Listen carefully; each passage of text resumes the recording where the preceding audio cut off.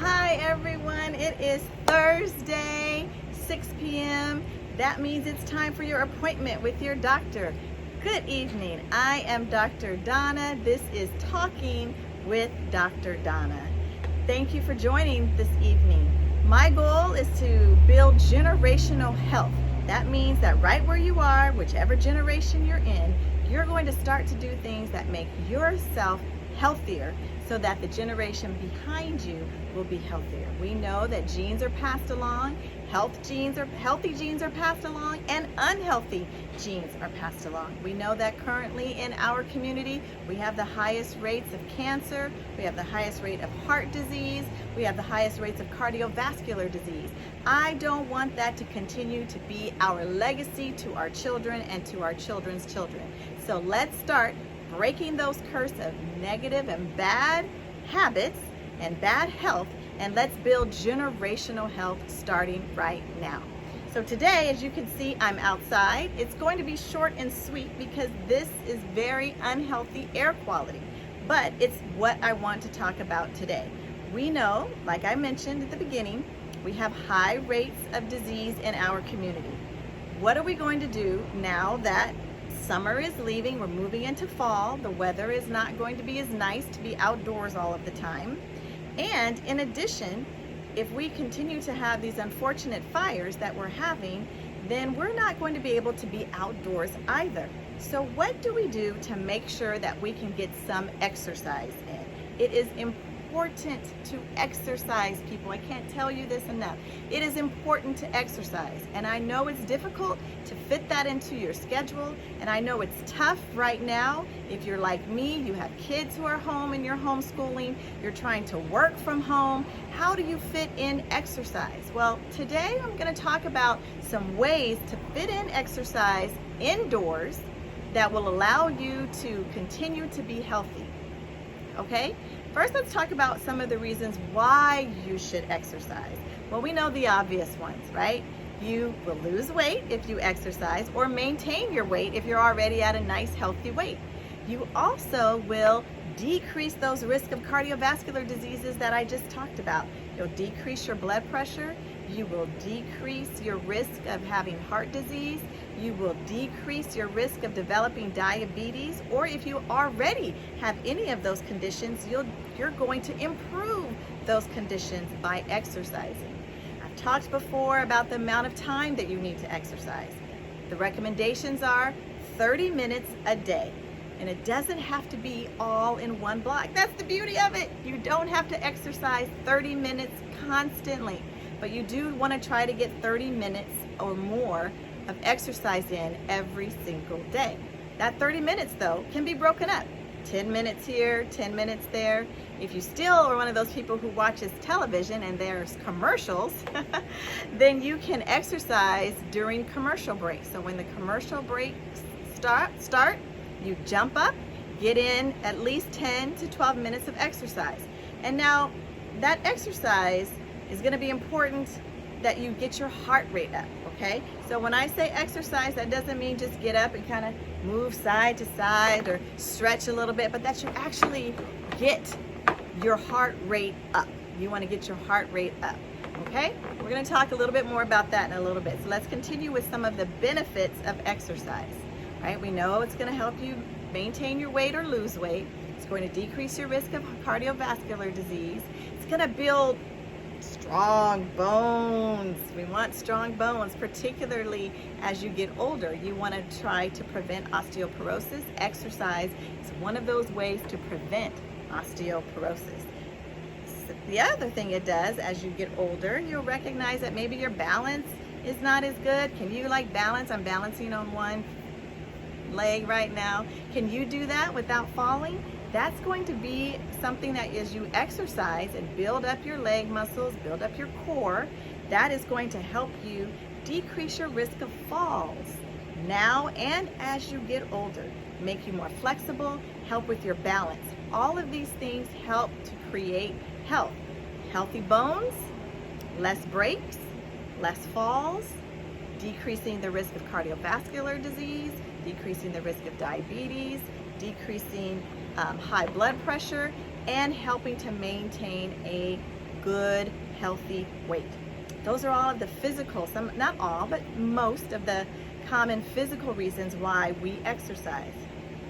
But exercise is not only good just for your body, but it's also good for your mind, for your mental state, particularly right now. This is unprecedented times. I mean, we have so many things happening in our world right now. We have the pandemic. Coronavirus is still out there. It is still infecting thousands of Americans. It is still killing thousands of Americans. We're in the midst of that pandemic. And then in addition to that, while we're attempting to sort of shelter in place and not go to many places, what we've been doing during that time has been encouraging people to get outside, enjoy the fresh air. Well, that's not the case so much anymore. Because of the raging fires here in California, then it's causing the air quality to be poor and to be unhealthy. That means that for those people who have cardiovascular disease, for our children, for our elderly, it's unsafe to actually be outside. So how do we then decrease stress and decrease anxiety if we can't go anywhere? We can't go outside and get that exercise. Well, you can exercise indoors. So the reason we want to exercise is to help to decrease some of this anxiety and stress that we're feeling right now because of the times that we're in. Okay? It's going to help to decrease your anxiety. It's going to help to decrease depression, decrease sadness, or these feelings that we have that, oh my gosh, what's going on? Exercise is going to help. And it helps both because you're physically moving and you get your body moving and going. That always helps. And the other thing is that it starts to release some hormones that our bodies help us. Now, you know what? I love our body. Can I just take a moment to say I love our body? God created us so beautifully and miraculously and perfectly. Our bodies are designed for us to already do the things that we should be doing. That's how it works optimally. So when we exercise, our body releases hormones that put us in a nice euphoric state. It's a state that makes us feel happier. We feel better after we exercise. If there's any pain anywhere, we have kind of dulled or dampened that pain after exercise. All of these things that our bodies naturally do. Exercise brings out those endorphins. It's like having a hit of heroin without the addiction, right? Having some morphine on the side, 10-15 minutes in between watching your favorite TV show. You get a little hit? Come on. Who doesn't want that? It's free, it doesn't harm your body, and it's not addictive. Negatively addictive. Come on, you can't beat that. So exercising releases those endorphins and helps you to be in a much happier, euphoric state. That's of course going to help you with anxiety. That is going to help you with depression. That is going to help you feel better as we're battling all of these forces in our world. And now, right before election, I know many of us also have some stress and anxiety around this presidential election that's coming up. So let's get some exercise going, release some endorphins, and help us to just feel better about what we're doing. All right? It's also decrease stress, decrease anxiety, decrease depression, make you feel happier. It's also makes you tired. So if you have people in your life like my husband who don't sleep, when he exercises, he comes home and he's tired and he turns the TV off and he goes to sleep. And I say, thank you, because exercise makes you tired. And that means that you will go to bed earlier and you will likely get a much better night's sleep. So exercise is so important. Physically and mentally, it helps your body. All right, so we've talked about why we want to exercise. We've talked about the amount of time that I want you to exercise. Again, 30 minutes a day. Doesn't have to be all at once, but maybe 10 minutes here, 10 minutes there, 10 minutes 3 times a day. Get up and exercise on those commercial breaks while you're watching your favorite show. These are some of the things that you can do indoors. And I know it sounds corny, but it's going to be helpful. Now, for those of you who can afford to get exercise equipment, that's fantastic. I know I have a treadmill in my house and I use it sometimes and sometimes I don't. And I'm not as diligent with it as I should be, but I have exercise equipment in my house. That's fantastic. You can have exercise equipment and then use that exercise equipment. But what if you don't have exercise equipment? Should you go out and buy a $3,000 Peloton bike? No, unnecessary. All you need are your legs and your arms, which you have in your body, and that will help you exercise. So walking is so beneficial for your exercise. Now, I always encourage people to walk.